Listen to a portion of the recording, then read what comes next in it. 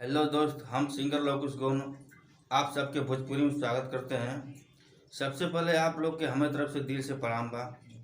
मैं एक बात आप लोग को बता दूं कि मैं अपना चैनल चेंज किया हूं, जो कि मेरे नाम से था, लवकुश गौन के नाम से था। तो मैंने अपने चैनल को चेंज किया हूं क्योंकि मेरे नाम से 3-4 चैनल थे। तो मैं आपको बता दूं कि उस चैनल का नाम है अपना भोजपुरी एंटरटेनमेंट। तो मैंने इस चैनल का नाम रखा है, तो बहुत सारा प्यार दीजिए, दुलार दीजिए इस चैनल पे, ताकि मेरा हौसला बुलंद बढ़ सके। तो मैंने आज एक पवन सिंह का सॉन्ग लेके आया हूँ, जो कि बहुत ही प्यारा सॉन्ग है, सैड सॉन्ग है। अगर अच्छा लगे तो एक लाइक जरूर करना। अगर मेरे चैनल को सब्सक्राइब नहीं किए हैं तो कृपया करके सब्सक्राइब कर दीजिए और बेल आइकन को प्रेस कर दीजिए और शेयर भी करना।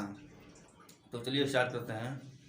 सनहिया लगावल बहुत बात नइखे, नजरिया चुरावल बहुत बात होला, केहू के मुआवल बहुत बात नइखे, मुआ के जियावल बहुत बात होला।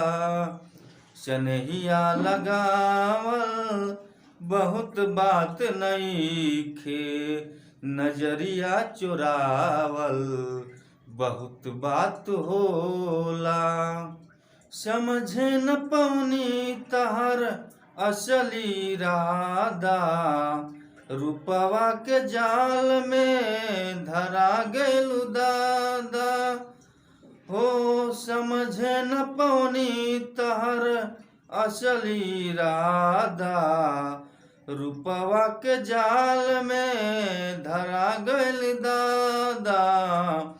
असरा धरावल बहुत बात नइखे, असरा धरावल बहुत बात नइखे, असरा पुरावल बहुत बात होला।